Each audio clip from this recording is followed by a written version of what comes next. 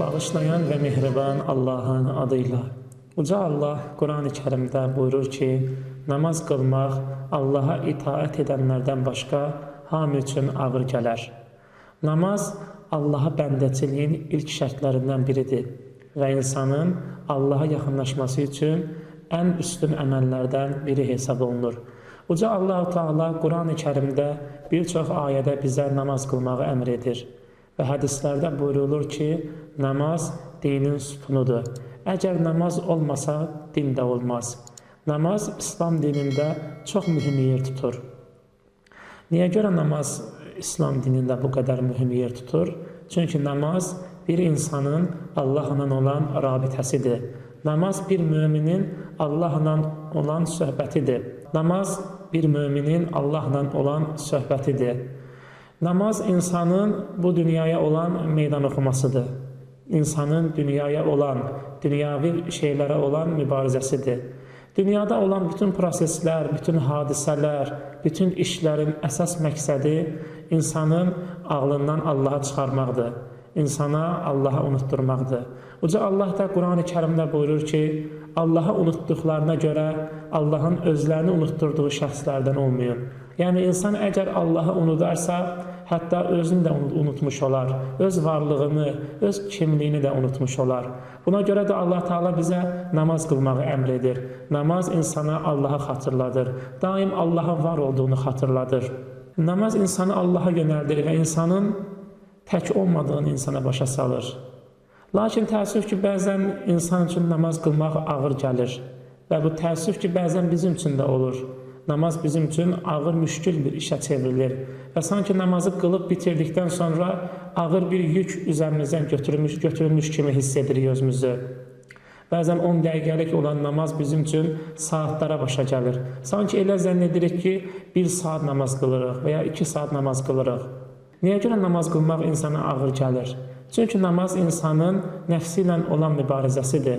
Namaz insana daim Allaha yadına salır, daim Allahın var olduğunu xatırladır. Lakin dünya isə insanı Allahdan uzaqlaşdırmaq istəyir. İnsanın nəfsi istəyir ki, insan Allahdan uzaqlaşsın və daim dünyəvi şeylərlə, maddi şeylərlə məşğul olsun. Və bu halda insan namaz qılmaq istəmir. Və namaz bununla mübarizə aparır və insanın Allahın bir bəndəsi olduğunu, bir qulu olduğunu xatırladır. Uca Allah Quran-ı Kərimdə bir çox ayədə bizə bu hikməti bəyan edir. Uca Allah bizlərə namaz qılmağı əmr edir. Çünki namaz həmçinin ən gözəl təvəzzökarlıq halıdır. Hədislərdə qeyd olunur ki, namazı Allah ona görə vacib etdi ki, insan təvəzzökar olsun. Namaz insanın qəlbində təvəzzökarlıq toxumlarını əkir. Əlbəttə ki, əgər bir insan təvəzzökar deyilsə, əgər bir insan təkəbbürlüdürsə, o heç bir zaman namaz qılmaq istəməz. Uca Allah Quran-ı Kərimdə də buyurur ki, bəzi insanlar var ki, onlar Allaha ibadət etməyi özlərinə sığışdırmır. Allaha ibadət etmək onlara ağır gəlir. Biz namazın zahiri tərəflərini görürük. Halbuki namazın bizim görmədiyimiz batini tərəfi də var. Namaz bir ruha sahibdir. Biz namazın ruhun hiss edə bilmədiyimiz üçün namazdan ləzzət ala bilmirik. Namazın mahiyyətini başa düşə bilmirik. Halbuki Həzrəti Əli əleyhissalam bir hədisdə buyurur ki, namaz müminin rahatlıq mənbəyidir. Yəni, mümin namaz qıldığı zaman, yəni Allahla söhbət etdiyi zaman bir rahatlıq hiss edir. Özünün tək olmadığını, yalnız olmadığını, dərdlərinə çarə olacaq bir varlığın, hər şey qadir olan bir Allahın var olduğunu xatırlayır insan namaz qılarkən. Bəs biz necə edək ki, namazdan ləzzət alaq, namazdan zövq ala bilək? Əlbəttə ki, biz bütün namazlarımızda xüsusi halla və xuşu ilə namaz qıla bilmərik. Lakin namazın bəzi müqəddimələri, ilk mərhələsi deyilən bəzi müqəddimələri var ki, onlara əməl etsək, getdikcə bizim namazımız daha yaxşı bir formada olar və daha gözəl bir şəkildə alınar. Bu həmin ilk mərhələ nədir? Əlbəttə ki, insanın rəftarı. İnsan ilk öncə namazda ədəb qaydalarına riayət etməlidir. Əvvəla dəstəmaz alarkən diqqətlə suyu sağa sola, dağıda dəstəmaz almamaq lazımdır.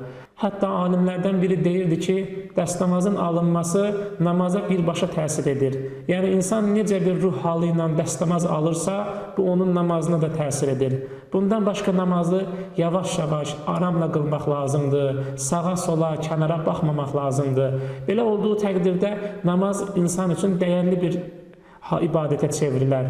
Və insan əgər namazda Allahın qarşısında olduğunu xatırlayarsa, Allahla söhbət etdiyini başa düşərsə, yavaş-yavaş namazından ləzzət alar. İnsan namaz qılarkən Allahla söhbət etdiyini başa düşmədiyi üçün namazdan ləzzət ala bilmir. Əgər insan namazın həqiqətini və mahiyyətini başa düşərsə və namazda ədəb qaydalarına riayət edərsə, namazda ədəbli olarsa, Allah Taala da onun namazına dəyər verər. Və hətta hədislərdə buyurulub ki, müstəhəbdir ki, insan namaz qılarkən gözəl geyim geyinsin və xoş ətirlərdən istifadə etsin. Çünki dediyimiz kimi, namaz bəndənin Allahla olan qovuşmasıdır, bəndənin Allahla olan söhbətidir. Belə olduğu halda insan əgər Allaha dəyər verirsə, Allahı üstün hesab edirsə, Allaha layiq bir şəkildə Allahın huzuruna getməlidir. Namaz bizlərə bunu aşılayır. Uca Allah qıldığımız bütün namazları qəbul etsin.